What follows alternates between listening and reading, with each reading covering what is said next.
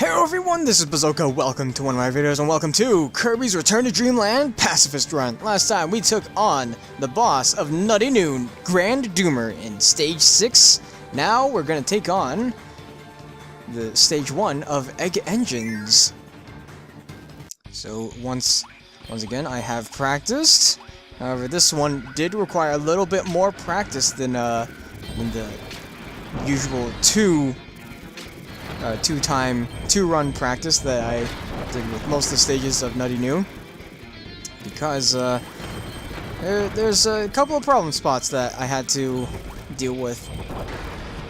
One is a bit more skill intensive, but the other is kind of random. But as you saw a little bit before, there was a rope, and that led all the way to that cannon. They obviously want you to use fire to get something very nice. But I'm not gonna have any of that. And just like the area before, these two screens so far, they're very direct. You could almost say that they're straightforward. But really, these stages or these areas, screens rather, are fairly, like, again, straightforward, to be entirely honest. They kind of herd you into one direction. However, the second screen is a little bit more perilous because they have a lot of sleep ability trophies everywhere, which slow you down quite a bit. If you're not familiar with the sleep ability in Kirby games, they really do not help you. They just kind of they keep you in place, and you can't do anything. So now we have a cannon section, and I'm gonna skip this first part because I can, and it allows us to skip over those two enemies. However, I can skip over this one cannon. It's very hard to do, but it's possible. But the next one, well, the next one here, next crushing platforms, you can see it happens very fast. It's not even, I'm pretty sure it's not even remotely possible to get by that. So we have to go into these automatic cannons, kill these 4 enemies. Now, we must hit that, so that way we can enter this doorway, and go down here, and get a beautiful 1-up, but more importantly, get the first energy gear of this stage. But more importantly than getting the energy gear, is skipping over killing these 4 enemies, which is why I want to do that.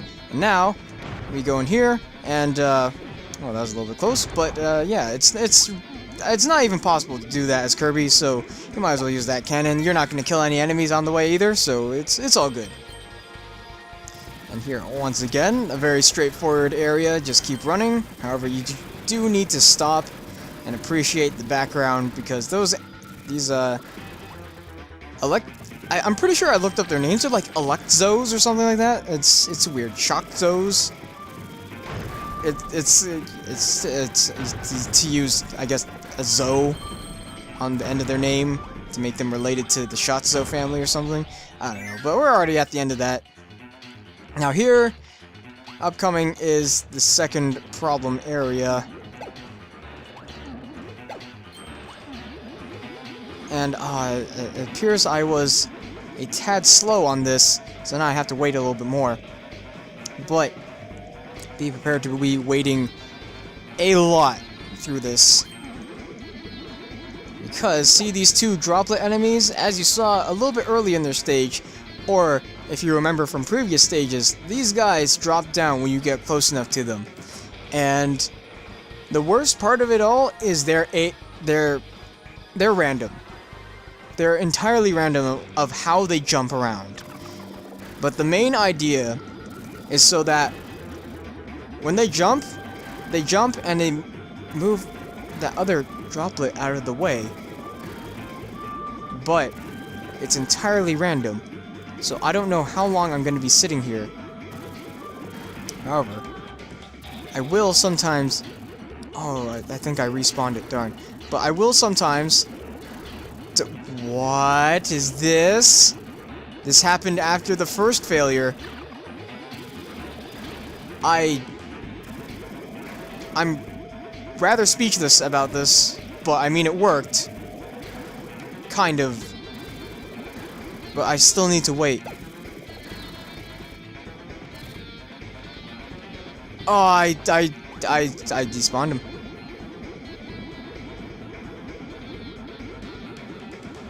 I respawned the wrong one. And the other one's not going away.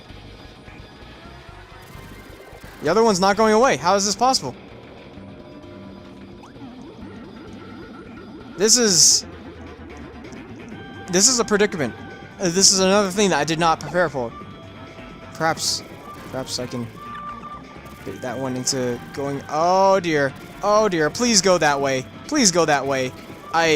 Oh dear. Oh dear. Please. Please have mercy on my soul. Mercy on my soul. Oh god. I'm not entirely sure if I should just restart or not, because this is getting real messy. Both times I practiced, it went pretty flawlessly. Now that I'm actually recording, not so much. That was, I don't know how to feel about that. That was messy. But I guess that worked. I had two ways of doing it. One was that passively waiting game way, or brute forcing my way through it. Looks like I kinda did a little bit of both. I passively waited for things to happen, and then brute forced my way out of there. But here we have a rope. We could have cut it with that sword ability that they have out there with that Blade Knight. But I'm just gonna skip on over that. And I'm gonna grab this maximum tomato that's over here, replenish some HP that I lost because of that. Move on, and here we have a super ability section. If it wasn't obvious enough, with all these stars on these contraptions. But everything, like they did in the previous Monster Flame area, everything is avoidable. So you don't have to take unnecessary damage. So instead of dealing with all these bomb contraptions, I'm going to do this, and go on my merry way, climb up here. And, oh geez, that was close. Yeah. Again, hitboxes, how do they work? It's, you can barely squeeze by them. So you don't have to worry too much about taking a hit from them bumping into you, because most likely they won't bump into you. Just avoid these spikes. Oh dear. I activated some trouble, but no matter. Finally, the big one. Let's fly on over that guy. And there we go, we're at the end. Very, very rough. But I guess it still counts. To be entirely honest, I'm not entirely sure. But I'm going to continue on anyway. But there we go. A rather rough stage 1, but that star is going to open up the next stage for us, and, well, I hope it's going to be a little bit smoother, but that's going to do it. So, I only had one outtake, and, it only happened because of a particular spot. I'm sure you can guess which spot I'm talking about, but, here you go. I'll show a little bit more of what happened before, so you can get an idea of how I managed to slip up. Goodness. Whoa, okay. This has not happened. I don't know what to do. I don't know that I practiced this. This never happened. He usually always just went off in the direction that I needed him to. This is a predicament. I wonder if I can scroll him off. Oh dear. Not quite. And now I added in an extra enemy. This is unheard of. Oh boy.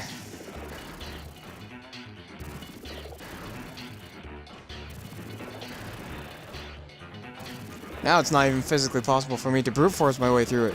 I'll end up killing them. Oh no!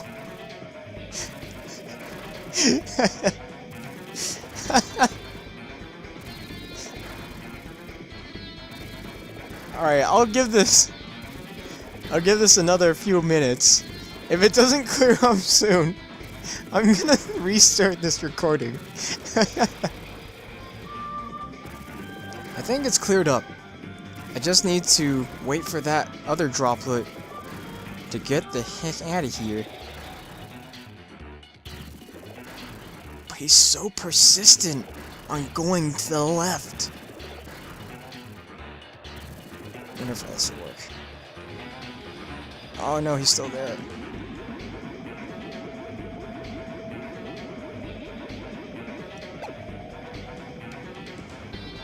This little droplet guy is the most persistent piece of water I have ever seen in my life.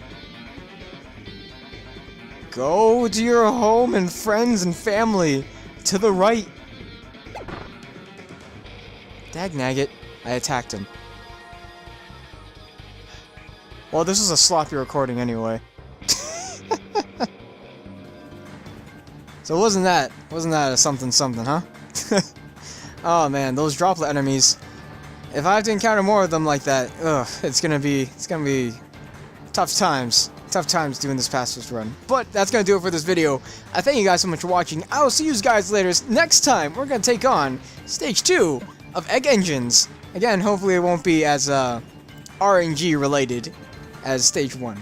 But regardless, have a great day and a good night. Bye.